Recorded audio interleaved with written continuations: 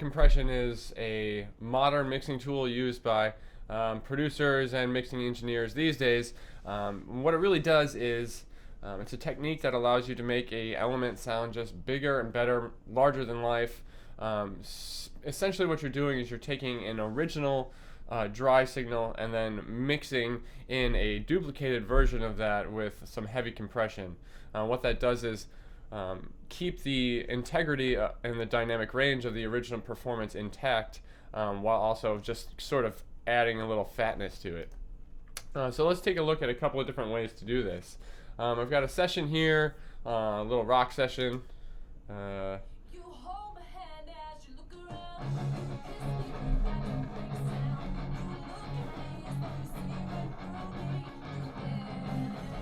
So what kind of elements do you want to use this parallel compression on? Well, in modern pop music, they're using it on almost everything, which actually is why a lot of music is just really loud and sort of lifeless and doesn't have a whole lot of dynamic range to it. So we're going to use it a little more sparingly and just sort of identify some specific elements that could benefit from it. In this case, I'm going to go with the vocals.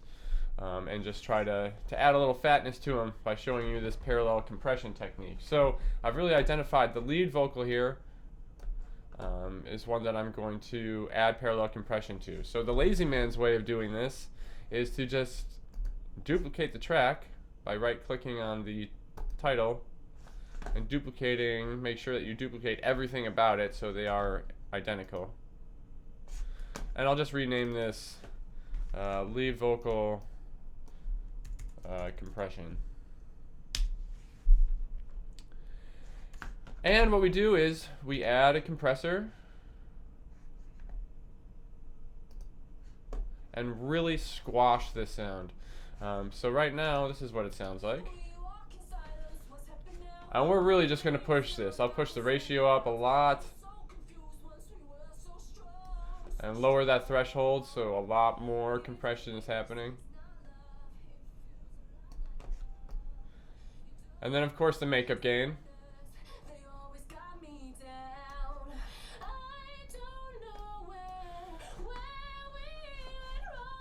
Alright, and then the before and after.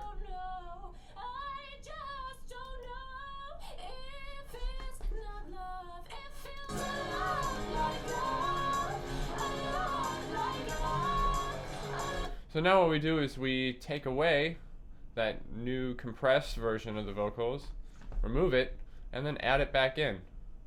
See how that sounds.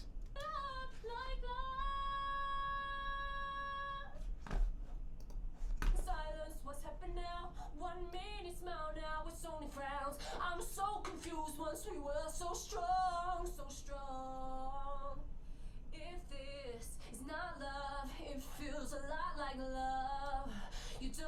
Alright, so that's starting to make some really positive changes. Another thing that you can do is add some EQ boost in there as well. This will really help it stand out a little bit. So again, we're dealing with a vocal, so I'm going to push like the vocal range and just give a little push in that area and see what happens. Oh, standards, they always got me down. I don't know where we went wrong. You can feel a big difference. There's just now when we don't have the compressed version, the lead vocal just seems sort of thin and wimpy. Alright, so that's way number one. The lazy man's way to do parallel compression is to duplicate the track and add compression and EQ and then sort of filter that sound back into the mix. Alright, so let's get rid of this now. And we'll do things a different way. Let's say I want all of the guitars to be parallel compressed. So we're going to, instead of just duplicating each one of these, I'm going to use a send effect to apply compression to these. So how do we do that? The first thing to do is to create an auxiliary track, stereo, aux input, and create. And I'm going to name this my parallel compression aux. Alright.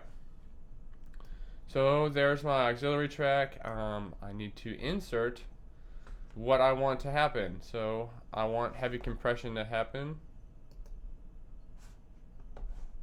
Again, really boost the ratio a lot and bring down the threshold and raise up the gain. Okay, and maybe we'll do that same sort of EQ boost too, but this time we're dealing with guitars, so we'll just add a little bit in the mid-range, you know, boost them just a little bit. But right now nothing different is happening yet. I've set up those effects and I've got my aux track, but I'm not sending anything there. So I need to make sure that I'm viewing my sends. Right here all I see is inserts and IO. So make sure you see your sends. So now the way I like to think about this is I need to send my guitar on a bus to go pick up some compression, and then I'm going to tell how much compression to bring back on my bus. Cool. So I'm going to create a send and pick any bus that I want to. I'll select 1 and 2. Alright, this fader will pop up and we'll get to that in just a second. But I need to make sure that this auxiliary track is able to receive this signal that I'm now sending. So we got to make sure that that input is bus 1, 2. It's like a garage, think of it like that. I'm sending this guitar on a bus to this garage to pick up some compression and EQ and bring it back. And right here is where I decide how much of those effects we're bringing back with us. So if I want to just solo this electric guitar and hear what's going to happen, I need to select that one, but also select the auxiliary input so I can start to hear that working. So as I increase this fader, it's going to be adding the compressed signal.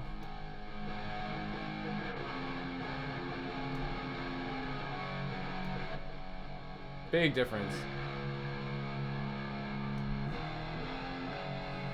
Okay, so let's say that I like the amount of the parallel signal that I've mixed in, but I want to apply that to all the rest of the guitars. I can very easily copy this send information to all these other tracks and it'll work just fine. So I can option, click and drag that send to whatever tracks I want. And not only will it be routed the same way, so all these guitars are going to be sending the signal to this aux input to pick up compression and EQ, the amount that we're bringing back with us is also the same. So let's hear what this sounded like before and after. So I'll bypass these.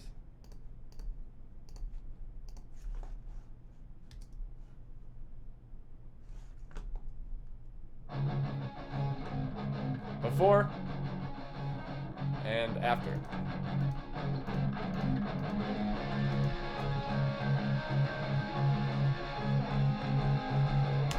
And there's a whole lot fatter using that parallel compression technique. Thanks for watching this video. Hopefully this is helpful. More videos to come as always.